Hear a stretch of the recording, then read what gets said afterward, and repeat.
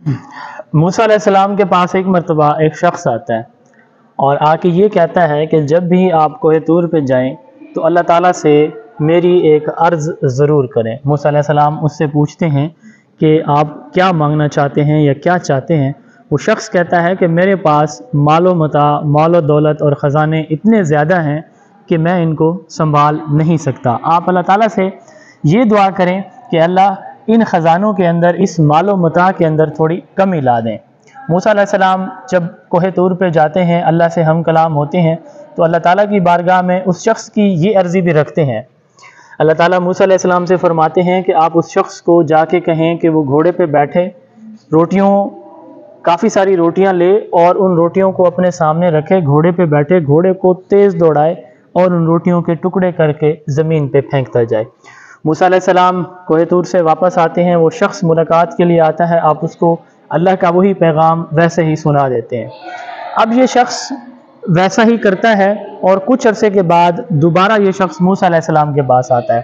اور موسیٰ علیہ السلام سے کہتا ہے کہ موسیٰ، میں نے تو آپ سے گزارش کی تھی کہ میرا مال کم ہو جائے، میرا مال تو پہلے سے بھی زیادہ بڑھ گیا ہے، آپ نے اللہ تعالیٰ سے میری عرضی پیش کی تھی یا نہیں کی تھی؟ تو میں تو اس حالت میں ہوں کہ اب سنبھال بھی نہیں سکتا، میرا مال و متاع اتنا زیادہ بڑھ چکا ہے۔ تو آپ جب اللہ سے ہم کلام دوبارہ ہوں کوہ طور کے اوپر تو اللہ سے پوچھیں کہ یہ کیا معاملہ ہے۔ موسیٰ علیہ السلام پھر اگلی مرتبہ جب کوہ طور پہ جاتے ہیں تو اللہ تعالیٰ سے دوبارہ اس شخص کا ذکر کرتے ہیں کہ وہ شخص میرے پاس دوبارہ آیا ہے اور وہ یہ کہتا ہے کہ میرا مال تو پہلے سے بھی زیادہ بڑھ چکا ہے۔ موسیٰ علیہ السلام کو اللہ تعالیٰ فرماتے ہیں کہ آپ اس شخص سے جا کے پوچھیں کہ جو عمل اسے کہا گیا تھا کیا اس نے کیا؟ موسیٰ علیہ السلام واپس اس شخص کے پاس آتے ہیں اور اس سے پوچھتے ہیں کہ آپ کو جو عمل کہا گیا تھا وہ آپ نے کیسے کیا؟ وہ شخص کہتا ہے کہ جیسے مجھے آپ نے فرمایا تھا کہ آپ نے روٹیاں لینی ہیں اور گھوڑے پہ بیٹھنا ہے، گھوڑے کو تیز دوڑانا ہے اور روٹیوں کے ٹکڑے کر کے زمین پہ پھینکتے جانا ہے، میں نے ایسے ہی کیا، میں نے روٹیاں لیں، گھوڑے پہ بیٹھا اور ان کے ٹکڑے کر کے میں زمین پہ پھینکتا گیا، لیکن میں نے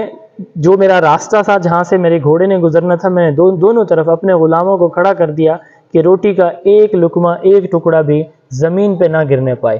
موسیٰ علیہ السلام اس کی یہ بات سنتے ہیں، پھر کوہ طور پہ اللہ تعالیٰ کے پاس جاتے ہیں۔ اللہ تعالیٰ موسیٰ سے فرماتے ہیں کہ اے موسیٰ، اے میرے نبی،